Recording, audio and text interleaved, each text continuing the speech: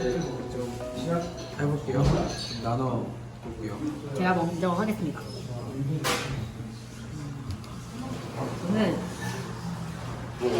이 이스라엘 백성들이 계속 반역하고 거역하고 하나님께 순종하는 백성들이 아닌데도 하나님께서 가나안 땅을 허락해 주시는 걸 보면서 어떤 묵상을 했냐면요. 주님께서 주시는 승리가 나의 개인의 승리가 아닐 수가 있다라는 생각을 했어요. 그래서 뭔가 우리 공동체에서 승리를 경험할 때 굉장히 기쁘고 좋을 텐데 그 순간에도 이 승리가 내가 뭔가 잘해서 내가 어떠한 노력을 해서 내가 의로워서 주님이 나한테 허락하신 승리라고 생각하는 게 아니라 그 순간에도 내 마음의 태도를 다시 한번 돌아봐야겠다. 어쩌면 이게 그 하나님의 그냥 계획이 이루어지는 그런 것이지 우리의 어떠함 때문이 아닐 수 있잖아요. 네, 그렇게 하면은 하나님이 얼마나 우리를 더 사랑하시는지, 얼마나 우리를 깊이 생각하시는지 깨닫게 될 것 같다라는 생각을 했고요.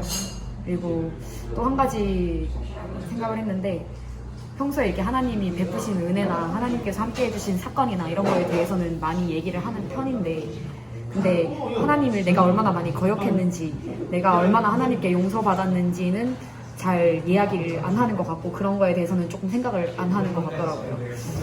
그런데 오늘 말씀에서는 하나님 앞에서 내가 몸이 고든 백성이라고 이제 그거를 잊어서는 안 된다라고 얘기를 하잖아요. 그래서 저도 그 하나님이 베푸신 은혜에 대해서 사람들한테 얘기할 때가 많아요. 뭐 어떤 상황에 어려움에 처해 있는 지체한테 나는 이런 상황에서 하나님이 이런 은혜를 베풀어 주셨다. 너에게도 동일한 은혜가 있을 거야. 우리 같이 기도하자. 이렇게 얘기를 하는데 그럴 때 내가 하나님을 거역하는 자라는 것에 대해서도 한 번씩 기억을 해야겠다. 안 그러면은 나는 하나님께 은혜 받은 백성이고 너는 아직 그렇지 못하잖아. 이렇게 생각할 수 있는 여지가 있겠다라고 생각을 했어요. 그래서 저의 구체적인 적용은 뭔가 하나님이 베푸신 은혜나 하나님이 함께 해주신 사건들의 이야기를 할 때 나의 연약함과 나의 용서받았던 그런 이야기까지 함께 나눌 수 있으면 참 좋겠다. 다 이야기할 수는 없겠지만 내가 그거는 잊어서는 안 되겠다라고 생각을 했습니다.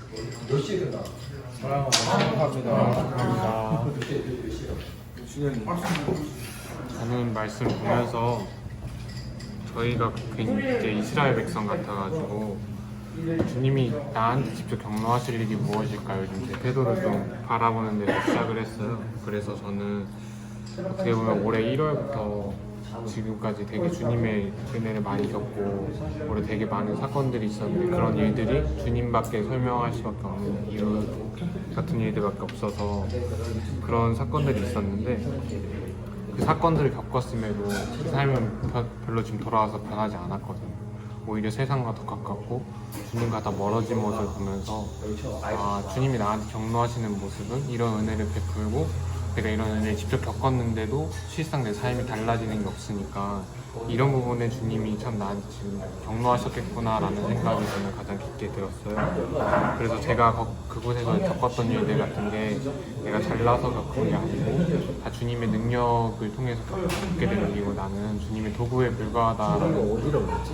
영국에 있었는데 무슨 형제단 같은 수도원이었죠? 그 브루더크 공동체라는 데에서 있었고 제가 농장을 옮겨가면서 생활을 했었거든요. 근데 거기서 통나무로 옮기고 제가 체력이 안 좋은데도 그런 일들을 좀 버틸 수 있었던 게 다 주님의 은혜 같았고 그게 주님 아니었으면 좀 못 버텼을 것 같거든요. 근데 그런 걸 지금 한국에 돌아와서 제가 잊고 세상과 더 가까우니까 주님이 더 경배했을 것 같고요. 그래서 제 삶을 좀 이제 변화를 시켜야겠다라고 생각을 해본 게 제가 유튜브나 아니면 뭐 핸드폰 같이 재미를 추구하는 시간보다 주님에게 드리는 시간을 일단 비중을 더 넓혀가면서 세상과 가까워지기보다 주님에게 점점 더 다가가는 삶을 살려고 이제 노력을 다짐을 했어요. 그래서 이제 아침에 일어나면 PT 묵상부터 시작하고 핸드폰을 보는 게 아니라 제가 9시 반에 9시 반에 그리고 제가 잘 때랑 일어날 때 가장 먼저 하는 일이 핸드폰으로 뭔가 확인하거나 아니면 뭐 유튜브 같은 거 보는 거였거든요. 이제 그런 거 단절하면서 자기 전에 꼭 기도하고 자고 이제 아침 PT 묵상에도 자주 나오는 걸로 그렇게 하려고 다짐하게 되었습니다. 아, 네. 사랑하고 축복합니다. 축복합니다. 참 많이 보는데. 핸드폰 엄청 많이 보지. 저는 좀 영적 전쟁이 좀 이렇게 생각이 났어요. 이런 안악자손이 막 너무 강해서 도대체 누가 맞서겠냐 막 이런 소문이 막 돌았다는 거. 이게 다 너네가 들었을 거다 이런 얘기를 들으면서 진짜 저희가 지금 싸우고 있는 그런 사탄이 생각이 나더라고요. 이 너무나도 강해 보이고 진짜 도대체 누가 이길 수 있을까라고 할 때 하나님만이 정말 그들을 정말 무력하게 할 수 있고 맹렬한 불이 되어서 막 그들을 무릎 꿇게도 하실 수 있고 근데 이런 어떤 이렇게 신앙생활을 하면서 이런 영적인 싸움을 하다가 막 승리하고 막 그러는 모습을 볼 때 그러면 안 되지만 가끔 제 마음에 막 교만이 찾아올 때가 있더라고요. 아, 나는 요즘 내가 기도 좀 했나 보다. 요즘 내가 막 좀 이길 만한 내가 준비가 됐었나 보다 하는데 지금 사실 이 큐티를 하고 잠깐 이제 시간을 가지면서 생각이 든 게 솔직히 이스라엘 백성들 입장에선 좀 불편했을 수도 있을 것 같아요. 아니 그냥 이길 거면 그냥 뭐 이기게 해주시지 뭘 굳이 뭐 너네는 뭐 고개가 곱고 뭐 아니 그냥 이기면 되지 뭘 굳이 말씀하시나 이럴 수도 있는데 그게 은혜인 것 같아요. 좀 너는 자격이 없지만 진짜 나 때문에 이긴 거야 이걸 알려주시는 너네는 자격이 없어 그러니까 정신 차려 너네는 이기는 게 너네가 이긴 게 아니라 내가 이긴 거야 정신 차려 이러면 그걸 이제 들을 수 있는 어떤 은혜라고 해야 될까요? 좋은 선생님을 둔 제자들처럼 그런 생각을 또 하게 됐고 이 아브라함과 이삭과 야곱에게 맹세하신 말씀을 이루시는 것입니다라는 말씀을 보면서 좀 예수님이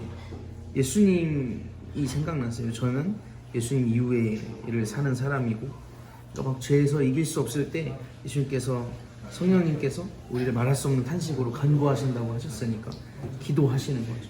아 이길 수 없을 것 같아. 야 얘가 무너질 것 같네?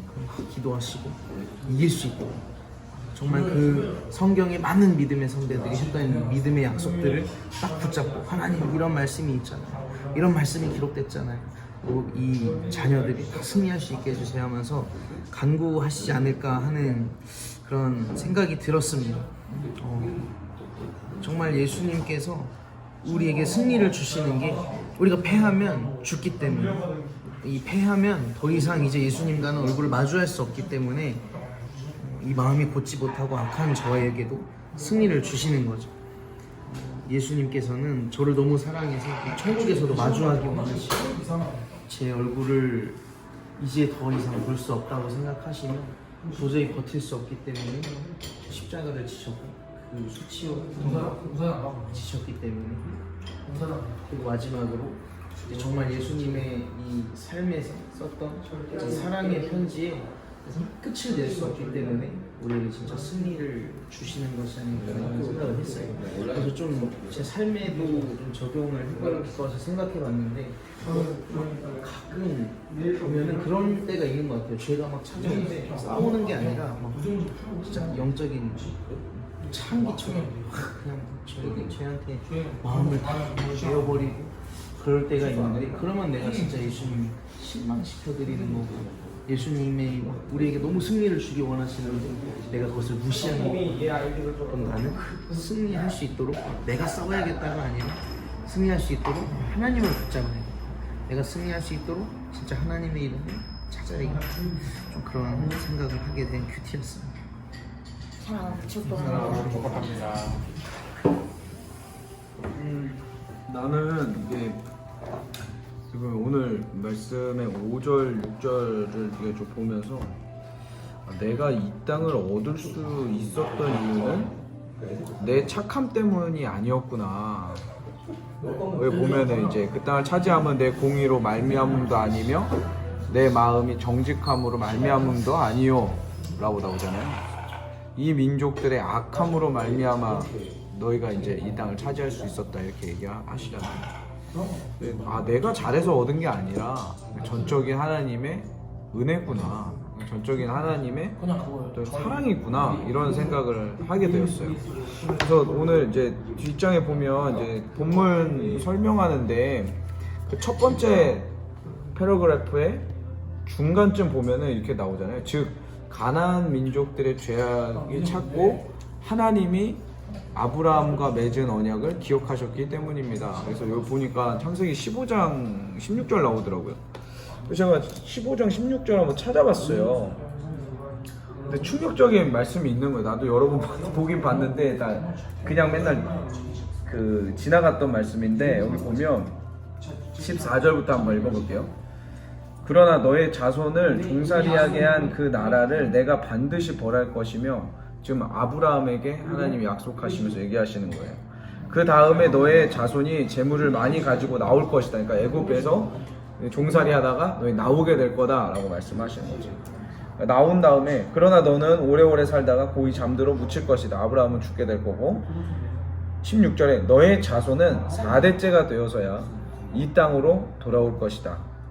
아모리 사람들의 죄가 아직 벌받을 만큼 이르지 않았기 때문이다 라고 나옵니다. 그러니까 그때 당시에도 그 창세기 때 아브라함과 하나님이 약속을 하신 그때에도 사실 가나안 땅에서 계속 아모리 사람들이 죄를 짓고 있었다는 거지. 근데 아직 때가 이르지 않고 또 아직 죄가 차지 않아서 이렇게 시간이 지난 다음에 4대째가 되면 내가 다시 너의 백성들을 부를 거야 라고 말씀하셨다는 거예요. 저도 이 창세기 말씀 보면서 분명히 내가 성취한 게 아니라 하나님께서 베풀어 주신 거였고, 내가 이룬 게 아니라 하나님이 기회를 주신 건데, 하나님 세계의 경영자시구나 이런 생각이 드는 거예요. 이 말씀 보면서 민족의 경영자시구나 그러면서 이제 그 말씀, 그 찬양이 좀 떠올랐어요. 온 땅의 주인 알아. 온 땅의 주인 되신 주님이, 그래서 나는 한낱 피었다 지는 꽃과 같은 인생이구나. 하나님이 이 전 세계, 전 우주의 경영자시구나. 이런 생각이 들면서 오늘 저는 이제 그런 일이 있었거든요. 전화를 한 통화 받았어요. 여러 명 상담을 해주는 가운데 전화가 하나 와가지고 전화 한 통화 받았는데 내용이 이랬어요. 그 목사님도 옛날에는 결혼하고 이렇게 무직으로 있지 않았냐. 자기가 지금 백수가 됐는데 참 많이 무기력하다. 그리고 막 자기가 죽은 것 같다. 존재 이유를 잘 모르겠다. 나 지금 뭐 해야 될지 모르겠다. 뭐 이런 얘기를 하더라고요. 근데 나도 가만히 이제 생각을 해보면 내가 결혼하고 나서 아내랑 1년 동안은 나도 무직, 아내도 무직. 우리는 믿음으로만 살아야 하는 재정의 싸움을 해가며 오로지 예배와 믿음으로 기도와 막 감사와 이런 걸로만 싸워야 하는 이제 그런 시간들이 있었다는 거지. 근데 이제 이렇게 이 전화를 받는데 자기가 뭘 어떻게 해야 되냐고, 그 시즌을 목사님도 있었잖아요. 어떻게 하셨어요? 라고 물어봤는데 내가 너무 원론적인 얘기만 하는 거예요. 기도해야지, 나도 그때 기도했어. 큐티 해야지, 나도 그때 큐티 했어. 이렇게 내가 그냥 원론적인 얘기만 하더라고요. 나도 많이 잊어버린 거예요. 분명히 하나님이 나에게 주신 게 많은데, 은혜를 베풀어 준 게 너무나 많은데 내가 다 잊어버렸더라고요. 그러면서 이것을 기억하는 것이 겸손이구나. 이 하나님의 그 은혜들, 하나님 나에게 베풀어 주셨던 것을 기억하는 것이, 그게 바로 겸손이구나 라는 생각을 하게 됐어요. 그래서 오늘 또 하루 살아갈 때 나 잃어버리지 말아야겠다. 기억나? 하나님 뭐 주셨는지 기억나? 수박, 캔들, 차, 쌀. 되게 디테일하다. 내가 되게 디테일하다. 진짜 많이 그랬거든. 진짜 많이 받았고, 진짜 믿음으로 살았거든. 쌀 없는 날 내 아내가 나한테 와가지고 자기 자격증이라도 따야 되겠다고, 안 되겠다고, 집에서라도 일해야 되겠다고. 내가 막 시끄럽다고, 뭘 자격증을 따냐, 기도해야지, 우리 예배 드려야지 하고 다락방 올라갔거든. 근데 다락방 예배 딱 끝나고 어느 한 집사님이 문 딱 열더니 그냥 쌀 내 아내한테 줬어. 이렇게 가져가. 이렇게. 와, 진짜. 나 기도하고 이제 나오는데 내 아내가 울고 있더라고. 왜 그래? 그랬더니 쌀을 주셨어요. 그러니까 그런 것들이 진짜 많았는데 내가 분명히 그때도 우리 아무튼 뭐 믿음의 싸움을 싸워갔어. 근데 많이 잊어버렸더라고 내가. 그래서 내가 이것을 기억하는 게 진짜 하나님을 하나님 되게 내 삶 가운데 모시는 거겠구나 라는 생각을 하게 됐죠. 오늘 하루 진짜 하나님이 나에게 주셨던 그 은혜들, 날 위해서 뭘 미리 싸우셨던 것들 기억하는 하루가 됐으면 좋겠습니다. 축복합니다. 축복을 받기를.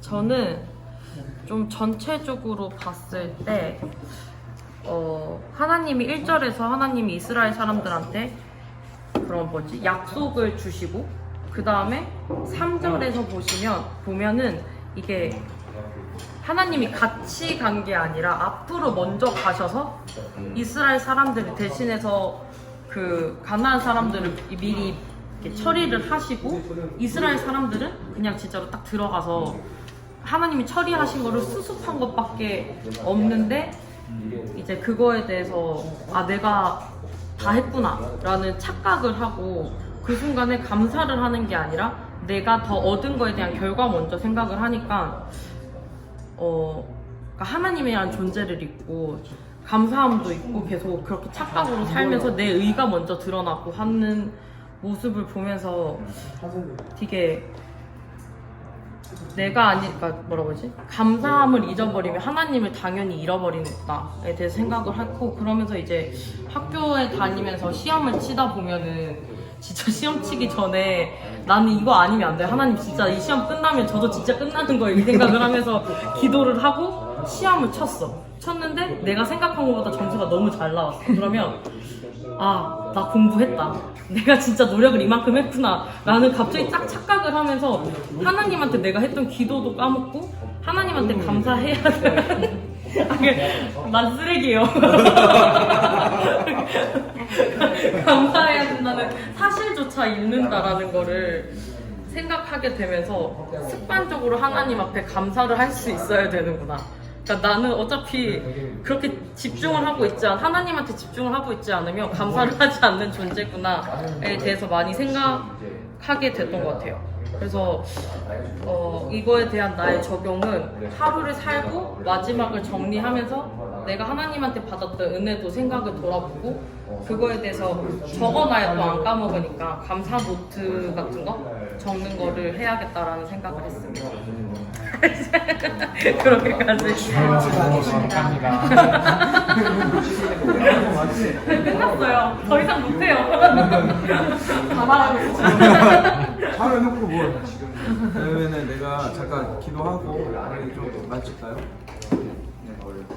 하나님, 저희들이 주님이 주신 그 은혜들을 기억하는 백성들 되게 하여 주시고, 정말 결단한 대로 하루를 살아낼 수 있는 믿음의 자녀들 되게 하여 주시옵소서. 감사드리며 예수님의 이름으로 기도합니다. 아멘.